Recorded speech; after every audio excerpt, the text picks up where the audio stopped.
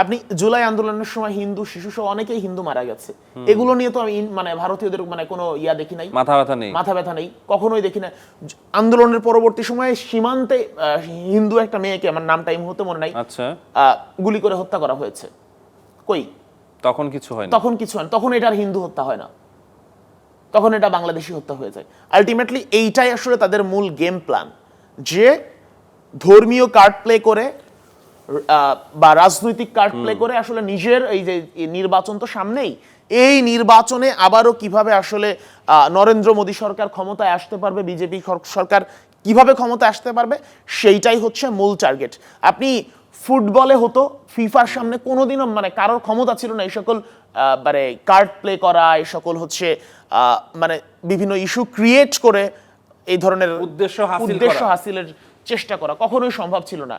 আইসিসির কলকাঠি নাড়িয়ে হচ্ছে ইন্ডিয়া, তো যে কারণে ইন্ডিয়ার স্বার্থ যেখানে যেখানে আছে আইসিসি সেই কাজই করবে।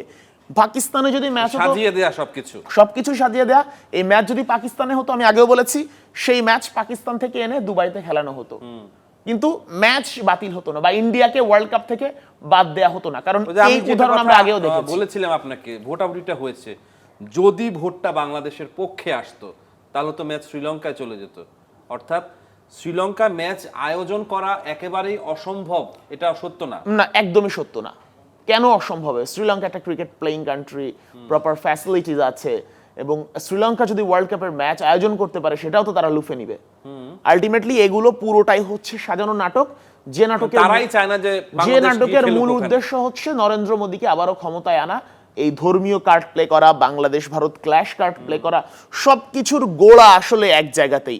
আর আইসিসি, আপনি ওই ভারত সরকার যা চাইবে সেটাই বিসিসিআই করবে, এবং বিসিসিআই যা চাইবে সেই নকশা অনুযায়ী আসলে আইসিসি কাজ করবে। আর এর মনে হয় না আমার মানে আর বেশি আলোচনা বাড়ানোর প্রয়োজন মনে হয় না আছে। যদি পাকিস্তান শেষ পর্যন্ত বাংলাদেশের মতো বিশ্বকাপ বয়কট করে তাহলে কি আইসিসি প্রেসারে পড়বে? আইসিসির মানে এখানে আসলে কি আইসিসির নির্লজ্জতা ফুটে ওঠে। এর আসলে প্রেসার কিছু নাই, প্রেসার বলতে কিছু নাই, কোনো প্রেসার না, এটা হচ্ছে নগ্নতার প্রদর্শন করা আইসিসির। আপনি ওই যে আয়ারল্যান্ডকে নিবে বাংলাদেশের জায়গায়, এর পরবর্তী র্যাঙ্কিং এ যারা আছে তাদেরকে নিবে, স্কটল্যান্ডকে নিবে, তারপরের নিচের র্যাঙ্কিং এ যারা আছে তাদেরকে নিবে। তো এইভাবে আসলে আয়োজন করবে। ক্রিকেট ওয়ার্ল্ড কাপকে তো আসলে ওয়ার্ল্ড কাপ আমার কাছে মনে হয় না। ক্রিকেট একটা আঞ্চলিক খেলা।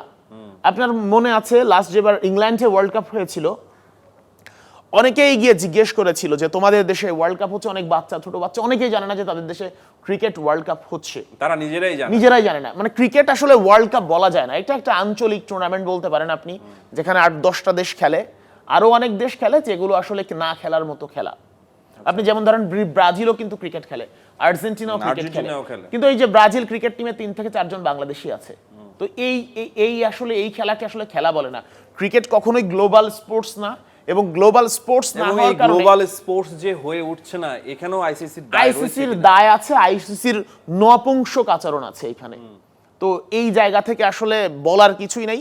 বাংলাদেশের সঙ্গে যেটা করা হয়েছে সেটা অন্যায় করা হয়েছে। এই জায়গা থেকে দেখেন যে এক মুস্তাফিজ ইস্যু ক্রিয়েট করা হলো, মুস্তাফিজকে ভারতে যেতে দেওয়া হলো না বিসিসিআই এর কারণে বা ইন্ডিয়ানদের কারণে, এবং সেই মুস্তাফিজ ইস্যুতে এখন পর্যন্ত কোনো মাফ চায়নি, কোনো আলোচনা করেনি, এবং সাধারণ ক্ষমা অনুতপ্ত তারা হয়নি। তো সেই জায়গা থেকে মুস্তাফিজকে নিরাপত্তা দিতে ব্যর্থ ছিল। তো যেখানে মুস্তাফিজকে নিরাপত্তা দিতে ব্যর্থ, সেখানে কিভাবে বাংলাদেশকে নিরাপত্তা তারা দিবে, এবং কিভাবে সম্ভব বাংলাদেশের দর্শকদের নিরাপত্তা দেয়া? কারণ আপনার দেশে বিশ্বকাপ হচ্ছে, আমার দেশের দর্শক তো অবশ্যই মাঠে বসে খেলা দেখতে চাইবে, নাকি আপনি চাইবেন যে আমার দেশে একটা দল ওয়ার্ল্ড কাপ খেলছে, সেই দলের কোনো দর্শক থাকবে না গ্যালারিতে? এর চেয়ে হাস্যকর, অযৌক্তিক এবং লজ্জাজনক কিছু চাওয়া হতে পারে না পেয়ার।